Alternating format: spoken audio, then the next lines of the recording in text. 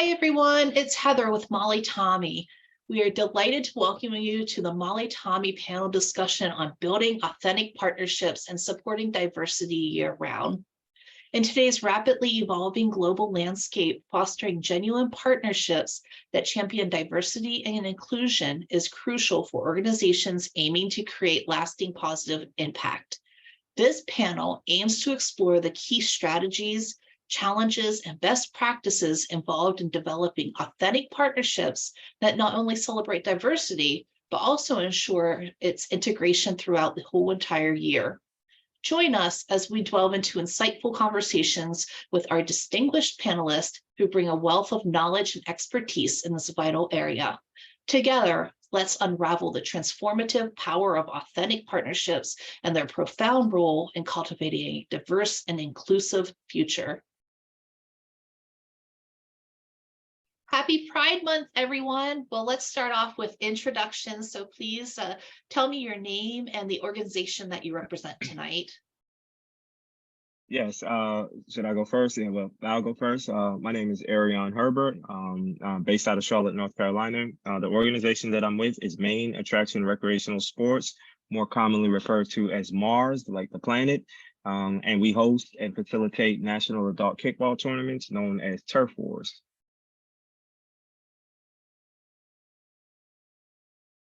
Go ahead, Eric. Hi there, I'm Eric Carlisle. I'm with Compete Sports Diversity. We support sporting events across the country, primarily sports diversity events, LGBTQ, BIPOC, women's sporting events, and we host a number of conferences, and we do education, and we also publish Compete Magazine. And we have been we're a founding member of Molly Tommy since it originated, and we're so glad to be here tonight. And last but not least, we have Zane. Hi, everybody. I'm Zane Jacobs. Pronoun he, him. I'm the president-elect of Northern Arizona Pride Association and from the Dene Nation.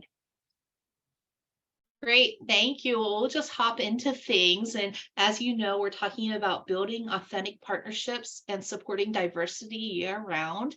And I just want to let everyone on our panel know and everyone out there watching that when we say partnerships, sometimes people intermingle the word sponsorships. So we'll hop in, and I want to know from the panel, how do you define authentic partnerships within your inclusive initiatives? So how would you define authentic partnerships? And who, would I go first? Would you like for me to go first? Anyone Okay. can hop right in. Yep. Okay. I think defining authentic partnerships, I think one of the big or the key things that I've learned in my time doing it is really trying to find partners that can help you build a genuine connection with your audience. And in doing that, I always like to go in with the mindset of a win-win-win mentality, not a win-win, but a win-win-win. And a win-win-win means that when you and your partner work together, not only does the partner benefit and they win in your organization, but the community that you're serving, they win as well. And so when you can think about creative ways where you can connect with a partner to create a win-win-win culture, I think that's when you're really able to maximize on an authentic partnership. Thank you. Yeah, that's a great point. Does anyone have anything else to add about authentic partnerships, defining authentic I love that, Aaron. In fact, win-win-win is one of my key phrases. I absolutely think that's amazing. For me, it's similar to that, but I want to add that it's also having a desired outcome that's the same. An authentic partnership is, we want to further sports diversity, or we want to increase product sales for our partner. That could be a joint decision that we're going to make together. That's the reason for this partnership. But we're all doing it because we have a shared vision or a shared outcome or a shared goal. So I think that's really important when putting together a partnership. Yeah, thank you. Zane, do you have anything to add from the perspective of working in a Pride organization? So I think I want to add is I've a lot of trial and error. I've been doing this for a really long time. And when I do the win-win-win, because I love that absolutely. But I feel like sometimes I make some mistakes and we learn with trial and error. And I'm finding after doing it for so long, for 15 plus years, that you find those in those partnerships through a long time partnership. Absolutely. Well, the next question, in what ways can organizations ensure that diversity and inclusion efforts are not just limited to your specific event, but are integrated into their day-to-day operations, sorry. I know we all just want to jump in. It's really hard. Yeah, I when know. we have three people that want to talk Right. all the time. I mean, I would love to hear Zane's answer that one first, because the difference between Aaron and I and Zane is he's a volunteer. And while Arion and I are kind of volunteers, this is also our job too, even though we work an incredible amount of hours. So that would be a great one to hear from. I think a Pride organization would be a great one to start this off. Zane, oh, go ahead. Yeah, absolutely. Can you just repeat it for me one more Yeah. time? In what ways can organizations ensure that diversity and inclusion efforts are not just limited to specific events, but are integrated into their day-to-day operations? So the first thing I look for into their day-to-day is I want to see their actual like core values in a company.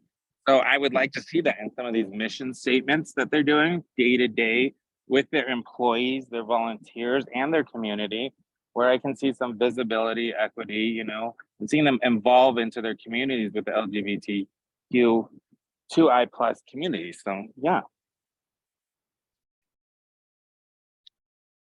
I'd like to add that it's important to include allies. And I think that is a huge part of the day-to-day life. If you exclude allies from the conversation, specifically for LGBTQ+, it's a problem. But even for BIPOC, Black, and the other underserved communities that we all work with. Yep. And I Zane, I love your answer, because I feel like you literally just, were, inside of my head thinking the same thing that I was thinking. But I agree wholeheartly with not only with what Eric said, but with what Zane said as well. I think one of the ways to make sure that you're building relationships with companies who that's important to is to, one, transparency. When you go to a lot of these companies' websites or you look at their pages, transparency is the number one thing. And their mission statement or their commitment to diversity and inclusion is something that should be front and center on every single business page. And that's so easy to find. But also, in addition to that, you can also find out companies that are really committed based on whether or not they're certified, Great Place to Work, Diversity and Inclusion Index, a lot of these different certifications that companies can acquire are great ways to tell if they're committed to what they say they're committed to, because in order to obtain these certifications, Heather, you just can't, pay for this type of certification. Whenever you're as a company, and I'm speaking like Fortune 500 companies and things for that matter, they have to meet certain criteria and make sure that they're implementing certain practices within their company and within their business to even be certified to say that, yes, we are a company that is committed to D&I, and here's our certification to prove that. So I think that's a really good way to find out, hey, like, how serious are you guys, or are you really committed, or are you just talking the talk? Yeah, that's a great point. I'll also include that I'm always looking forward to see if the organization has a diversity supplier program where they're when they have to hire out vendors, that they're hiring out from a diverse and inclusive pool. And also hiring, what are their hiring efforts look like? That's Can I ask a question to Arion? Go ahead, Arion. Yes. Well, what I was going to say is supply diversity also is one of those things where it's a requirement in most of the certifications that companies have to obtain, right? Like, they ask you, hey, like, are you practicing supply diversity, and how are you able to prove that you have done it here? Like, provide us with certain documentation or what have you. So a lot of times those certifications, they really mean a lot in terms of what a company has the steps a company has had to take in order to get there. I have a question for Zane and Arion that comes up a lot, and I ask a lot within the LGBTQ+ community, is would you accept money from a company that says specifically, we're just doing this to check a box, whether it's any form of diversity? We're not going to get certified. We're not going to do any of that. We just want to check a box.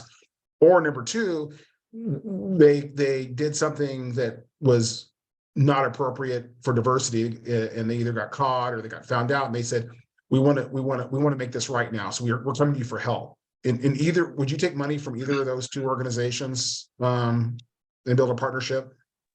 For me, I would have to say no, and mainly because when you're wanting to build a partnership, you want to make sure that the visions align. And for me, one of the things that is important to me is integrity, my ethics, my morals, and my values. And in most cases, 99% of the cases where I look to build and establish partnerships, one of the things that I do is I ask, hey, what are you looking to accomplish? What is some of your goals? And it's at that point where you learn and you're able to uncover more about that organization. And so if it's just one of those things, hey, just to check a checkbox or just to do this or do that, I don't see where our visions align. And for me, I don't think that that's something that I would move forward with. We've actually had, companies that we've made connections with that were interested in partnering with them that had a history of, certain behavior as it relates to the African-American community. And they wanted to partner with us and felt like, it was a really good opportunity. And the first thing that my wife and I did was, I don't want to say we drilled them, but we really kind of had to, put them on a hot seat and have a real conversation.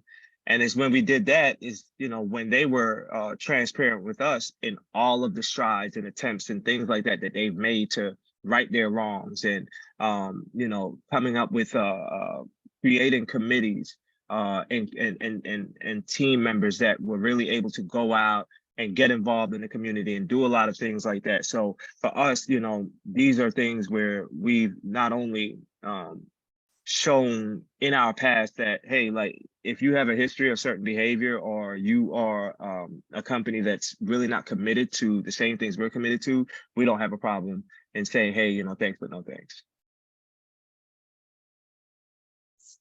I think for me, it depends on the situation.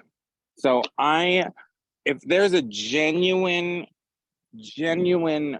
they want to right their wrongs, we can talk about it. I come from a small community here in Arizona, so I don't have the large sponsors.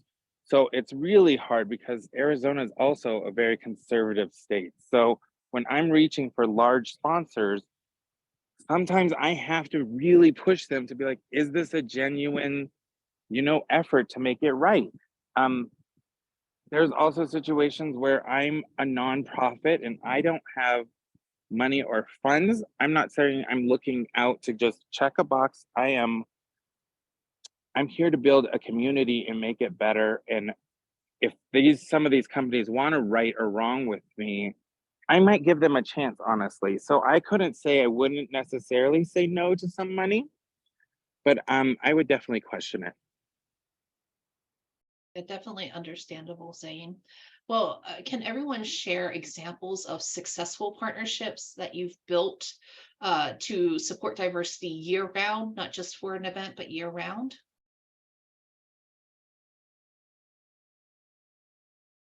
Well, I mean, one of the best partnerships I built was with Molly Tommy and with Arion.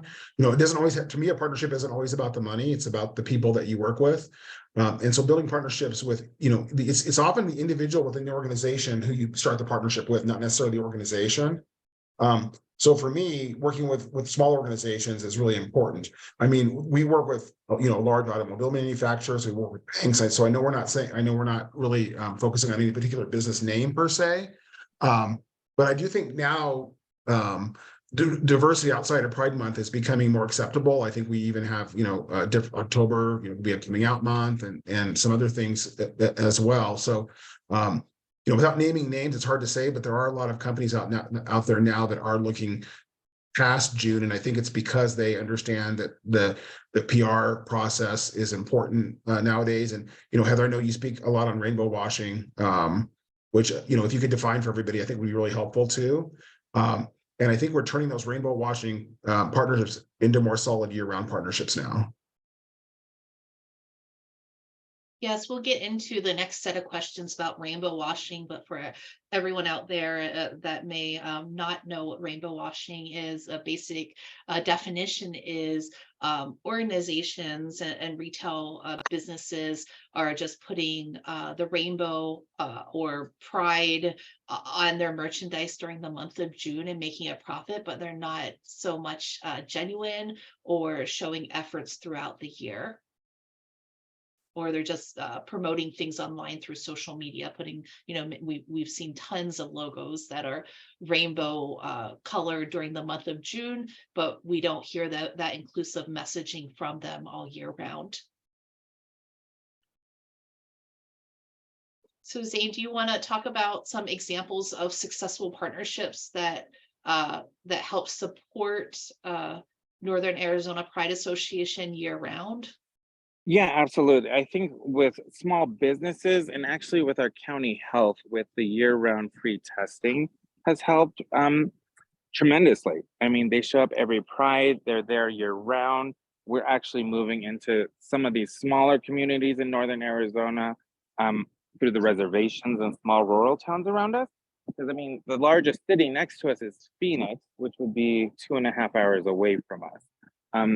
So we do have quite a bit of smaller towns around us. So the small businesses that are going out and spreading with us, I think, are growing tremendously. I'm having also like hard because this whole conversation is a little difficult for me because I just went through a lot of rainbow washing through this last Pride, which is this last weekend for me. So it's still real fresh in my face or fresh with me, and so I'm still not too sure because some of those other partnerships that I thought were there year round showed some true colors this last Pride, and it's been kind of difficult. So yeah. Yeah, so our next question goes into that, but I'll give Ariana a chance to answer the question about examples of successful partnerships that support your organization year round. Yeah, absolutely. Thank you. And thank you, Eric and Zane, for sharing your thoughts on that as well. We have established a partnership with a major sporting goods retailer that has worked closely with our organization now for the past 4 years. And our relationship with this particular retailer extends beyond just one event. It's every single year, and it's for a full year. And for us, the relationship between us and this particular partner has matured over the years into something far greater than what it initiated as. And when I think about diversity, I think about so many different things outside of just, what we commonly refer to, but, your social, your economic status, your background, your lifestyle, right? And this particular partner is able to help us really connect with our audience that may not be on the same economic status as a lot of the other participants that we serve or the community that we serve. And so for us, it's important to keep these relationships and continue to build on top of that. So yes, absolutely. We do have partners, one partner that we've successfully developed a relationship with that extends beyond 1 year. Great, thank you. Now we have 2 questions relating to rainbow washing. And Zane, I think I'll ask you this question first, since you kind of touched on the subject. So how does rainbow washing impact the authenticity and mission of your events and their connection to the LGBTQ+ community? I think this question is really difficult for me because I had just recently where I thought some of these partnerships were not rainbow washing because they've supported us for so long, but through some controversies that we've had a lot of some people pull out or want their logos off of our posters, or maybe not necessarily be visible during the parade or event itself. So it was very difficult for me as just personally seeing some of that still there at the festival. I know we voted as a board. It's not just myself. We have a very amazing board, but and we all voted on it. And like I said, it's hard because we are such a small town where we don't really have other options. And if we did, it was too last minute to cool or get some of these other things done. And so I personally, it was really hard for me. That's Yeah. tough. And just me working with Pride organizations, I've seen sponsors come in where they've given the Pride organization money, but they said, no, no, no, don't add our logo to anything. We love you, but we don't want anyone to know. So that's horrible. Yeah. And I know there was some recent backlash with one particular brand, and it made some sponsors really hesitant to sponsor LGBTQ plus events, and that's sad. Ariane or Eric, do you have anything to say about rainbow washing, how it's impacting the authenticity of events? I think this Well, year's been harder than in the past. I think I agree with Zane. We got the same thing. We have some sponsors who are giving large sums of money to our organization or to our partner organizations, and they're asking not to be us to be as vocal about it. And so that's really hard and not understanding of it. So I think we are seeing more of it now. I think last year when we talked about it, it was, oh, rainbow washing is going away. And I think this year we're seeing it, resurface a little bit. Ariane, do you have anything to add? Does that apply to you or your organization? so it doesn't apply to me and my organization, but just from hearing, and I think, for me, one of the things is I would like to be educated a little bit more on it, right? But when you say rainbow washing, I guess I'm getting confused because I'm looking at it one of two ways. One way I'm looking at it is during this particular month, we're seeing a lot of companies capitalize on the rainbow and placing the rainbow on a lot of their product, obviously to increase their bottom line. But then based on what Zane and Eric are saying is that, hey, we have companies that support us.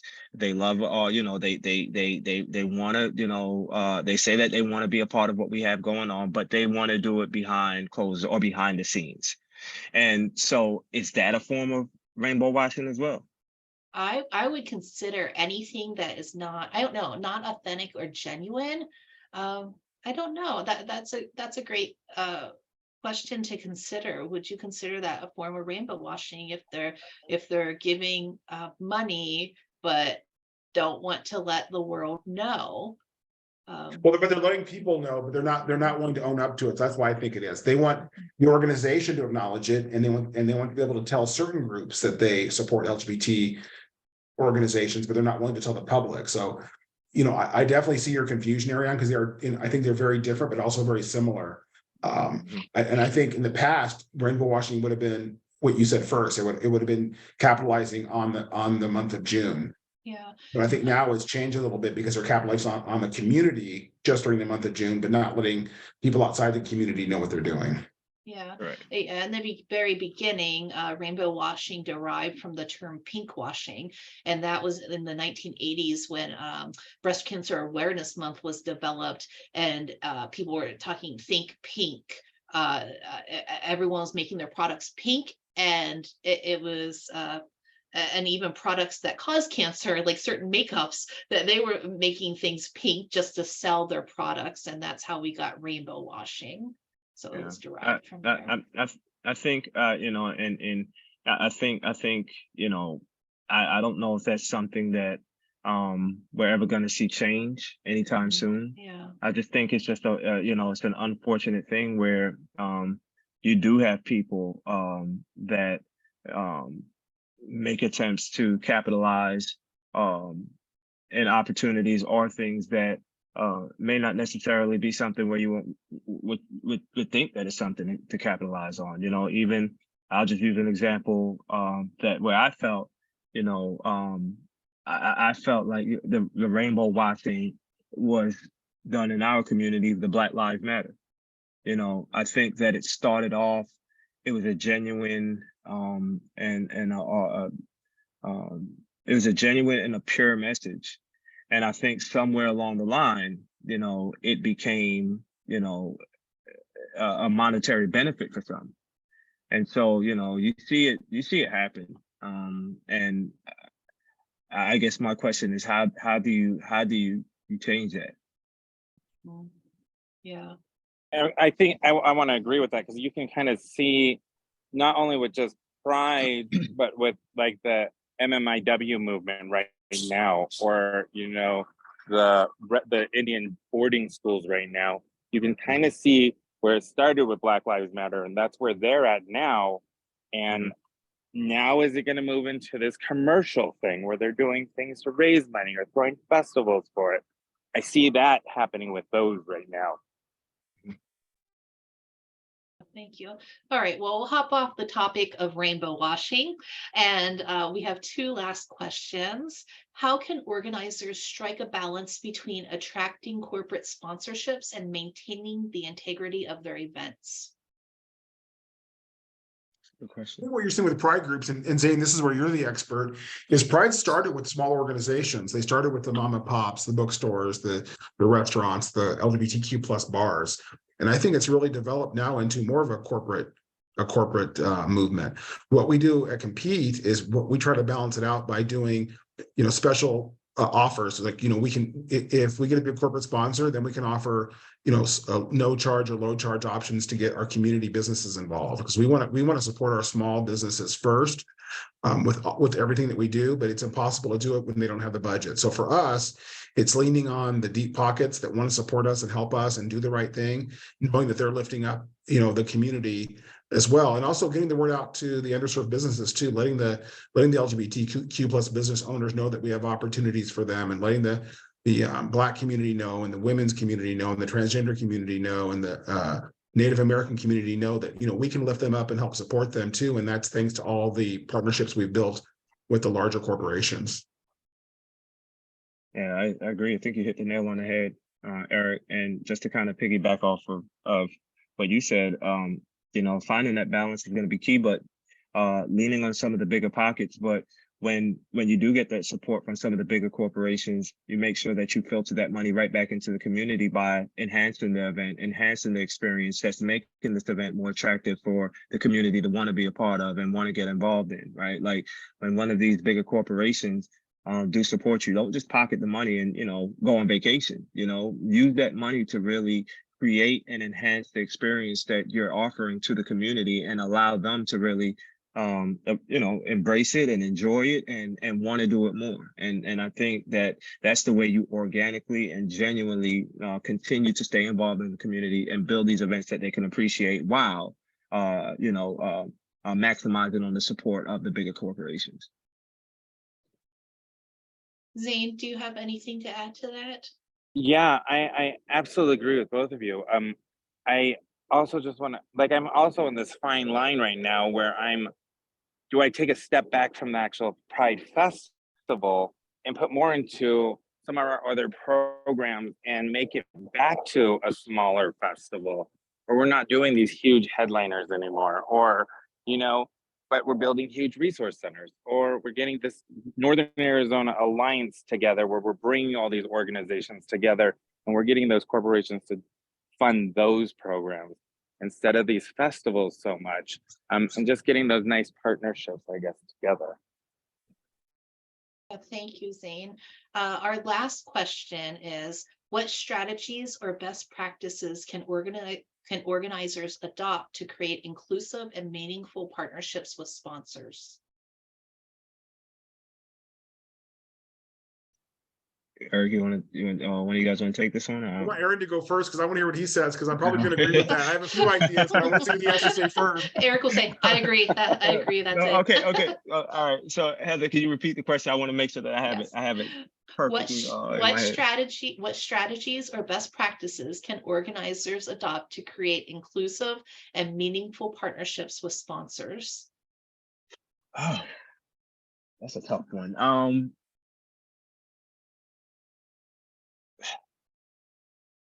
What type of strategies can organizations?